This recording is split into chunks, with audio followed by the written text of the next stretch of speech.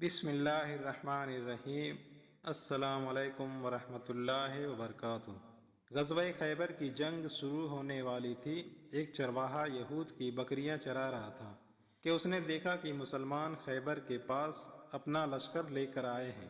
چرواہا دل ہی دل میں یہ بات سوچ رہا تھا کہ مسلمان یہاں کیا کر رہے ہیں، وہ کس علم کی دعوت دیتے ہیں۔ چرواہا بکریاں چراتا ہوا مسلمانوں کے گروہ میں آیا اور پوچھا کہ اے مسلمانوں، تمہارے سردار کون ہیں؟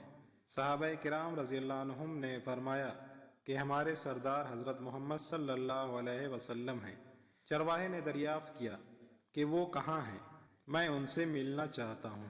صحابہ کرام رضوان اللہ علیہم اجمعین میں سے کسی نے فرمایا کہ اللہ کے نبی صلی اللہ علیہ وسلم اس خیمے کے اندر بیٹھے ہوئے ہیں۔ جب چرواہے نے خیمے کی طرف نظر کی تو خیمہ کھجور کے پتوں سے بنا ہوا تھا۔ چرواہے کے دل میں آیا کہ اتنے بڑے سردار اس خیمے میں کیسے بیٹھ سکتے ہیں۔ وہ یہ بات سوچتا ہوا اللہ کے نبی صلی اللہ علیہ وسلم کے پاس چلا گیا۔ چرواہے نے پہنچتے ہی آپ صلی اللہ علیہ وسلم سے سوال کیا، اے اللہ کے نبی صلی اللہ علیہ وسلم، آپ کس دین کی دعوت دیتے ہو؟ آپ صلی اللہ علیہ وسلم نے فرمایا کہ ہم دین اسلام کی دعوت دیتے ہیں اور اللہ کو ایک مانتے ہیں جو کل کائنات کا مالک ہے۔ یہاں دین اسلام کا پیغام پہنچانے آئے ہیں۔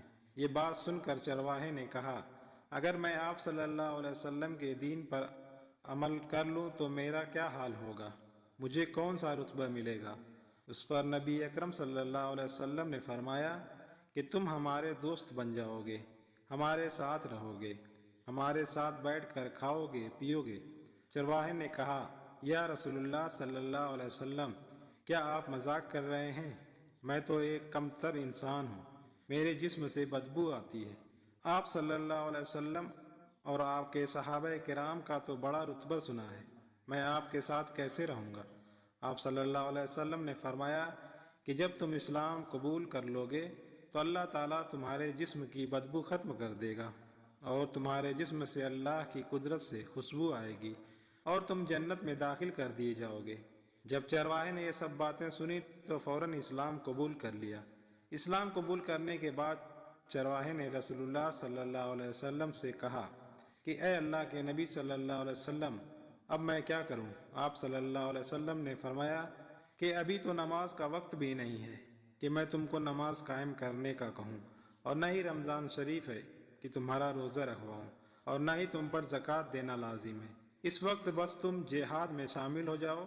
چرواہے نے کہا، یا رسول اللہ صلی اللہ علیہ وسلم، جو بندہ جہاد کے لیے نکلتا ہے اس پر دو چیزیں لازم ہو جاتی ہے، یا تو وہ شہید ہو جاتا ہے یا پھر غازی ہو کر آتا ہے۔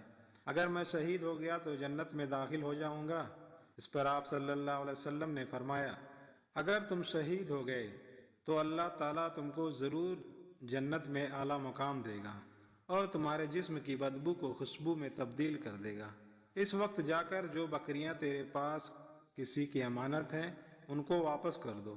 یہاں یہ بات دیکھنے کو ملتی ہے کہ جن لوگوں کے ساتھ آپ صلی اللہ علیہ وسلم جنگ کرنے آئے ہیں ان کی ہی بکریاں ہیں، یہ تو مال غنیمت ہے، پر اللہ کے نبی صلی اللہ علیہ وسلم نے فرمایا کہ یہ چرواہا معاہدے پر چرایا کرتا تھا، اس لیے اس کو واپس کر دینا ہی بہتر ہے۔ اسی وقت وہ چرواہا اس یہودی کی بکریاں واپس کرایا اور جہاد میں شامل ہو کر شہید کا رتبہ حاصل کرنے میں کامیاب ہو گیا۔ جب صحابہ کرام رضی اللہ عنہم اپنے شہید ساتھیوں کو اٹھا رہے تھے تو انہوں نے اس شخص کو دیکھا اور آپ صلی اللہ علیہ وسلم کے پاس لے کر آ گئے اور پوچھا، اے اللہ کے نبی صلی اللہ علیہ وسلم، اس بندے کو ہم پہچان نہیں پائے کہ یہ کون ہے۔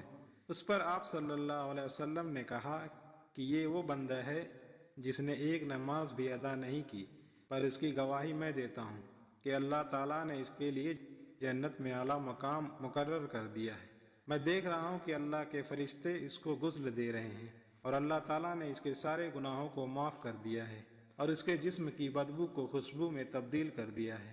ہم کو یہاں اس بات کا اندازہ لگا لینا چاہیے کہ اگر یہ چرواہا کچھ دیر پہلے مر جاتا تو اس کے لیے جہنم ضروری تھی۔